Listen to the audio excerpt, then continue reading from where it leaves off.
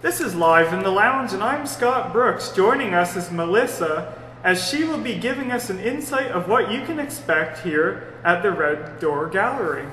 So Melissa, what can you expect here? The Red Door Gallery is a new community gallery in downtown Georgetown that opened in February. It's at 127 Mill Street, and it's created from an unused space in the Legion.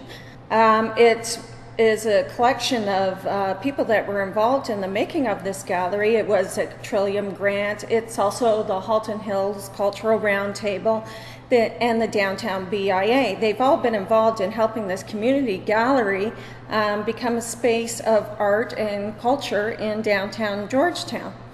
As you come into the Red Door Gallery, it's quite a large space, and all the art can be seen all around. All you have to do is a 360 spin. However, there is areas that are kind of more intimate than others, but there is an incredible amount of wall space here. So we have a lot of pieces up on the wall at one time. It's great for ideas, great to come in and look, and it's great to purchase any art that's up at any of our shows that are here or that are coming up soon. First, we have Nature's Marquee in here, and that show is a spotlight on nature. It is put together by Linda Donay-Weir and myself, Melissa Auchincloss-Smith, and it's a collection of nature, to say, but it's not what you would typically think nature, because nature can be very minute in that it can be seeds of sunflowers, it can be the different colors of shells that you find on the beach, or it can be that grand view of mountaintops and sunrise and sunset over the mountain. It's all there, it's all here, and it's all interpreted differently through photography and through acrylic painting. In the photography area, we have regular representational photography that is what you see when you go out there in nature. It spotlights different views of nature and tries to get you experiencing what who myself is the artist, experienced at that time. So it could be carefree, it could be somber. But also, we also have some photography that is more abstract in that, it's trying to give you a abstract feel of what was happening at that time. I'm looking at one piece in particular right in front of me, right, and it's called Winter Reflection, and that piece was developed from the ice storm that we were all bombarded with a few years ago. Yes, the dreaded ice storm. Yes. Yeah.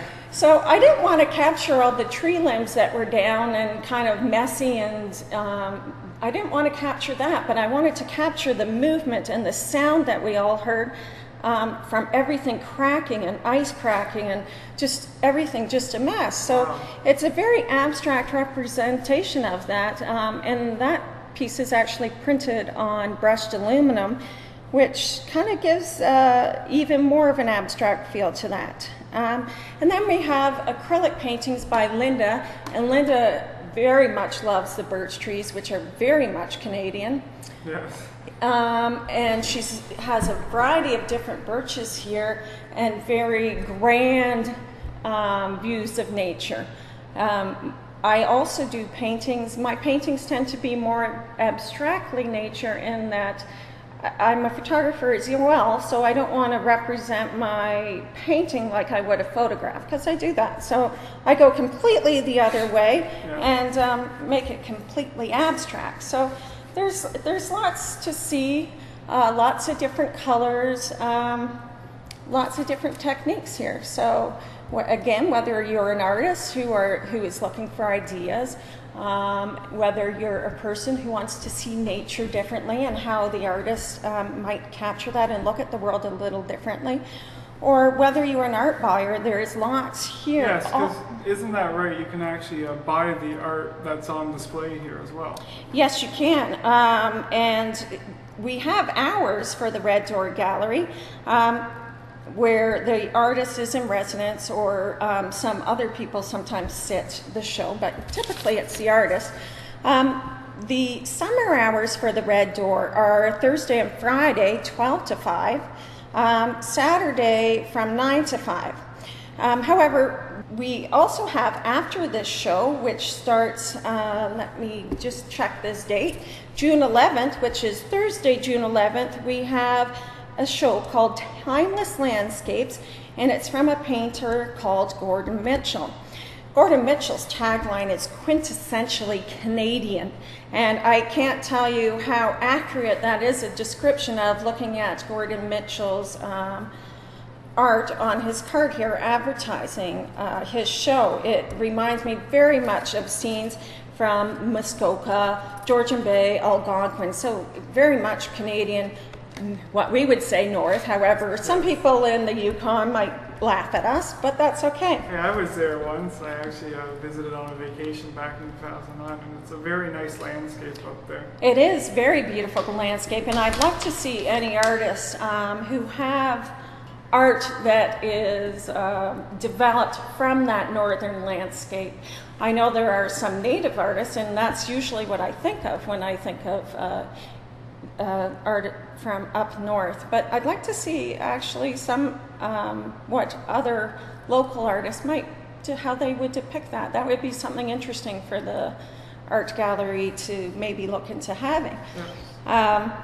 So again, that show, Gordon Mitchell's show called Timeless Landscapes, is from June 11th to the 27th.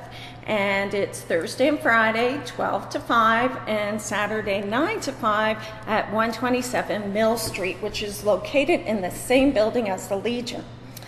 After that show, which is about July 9th to August 29th, so smack dab in the hot of summer, we have a show which is accurately called, hopefully, because we know how our Canadian summers are, Hot Days, Cool Art. And that show is a collection of 15 different artists who do mixed media, and everything in that show has to relate to the title, Hot Days and Cool Arts.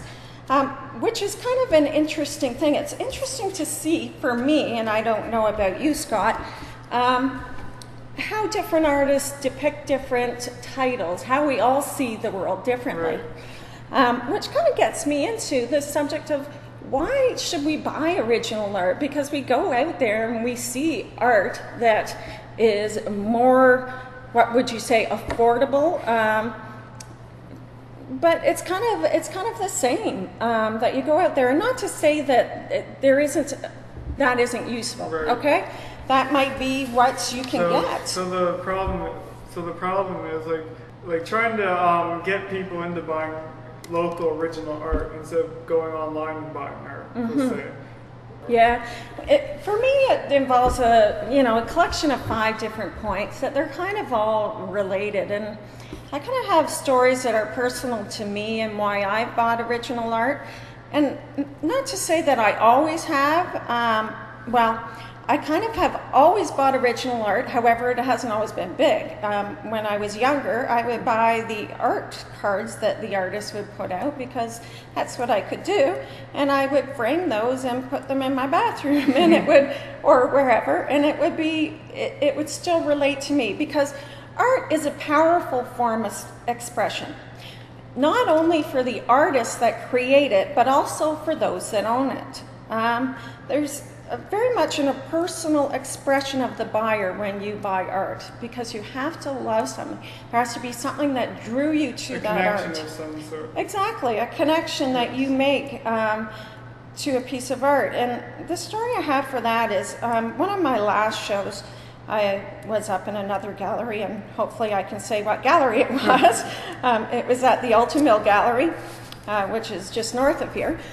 But I was sitting my own show, and there was this picture by an artist called Linda Clare, and it's a picture on brushed aluminum as well, placed on brushed aluminum. And it was of this individual male whose head was down, it was very dark, and very dark, and he looked very sad, and he looked like the world was, everything was very heavy on him, and he just was having a hard time coping. And during that show, for the past 3 years, I've been trying to deal with a major back injury. And there's sometimes when you have injuries or you're just trying to deal with the things life throws at you that you feel overwhelmed. You feel, geez, is it ever going to get any better? And that piece specifically said that to me. And it just kind of gave me some comfort in knowing that somebody else feels that way as well. And even though I'm feeling much better than I was before, I still look at that piece and I still react to it.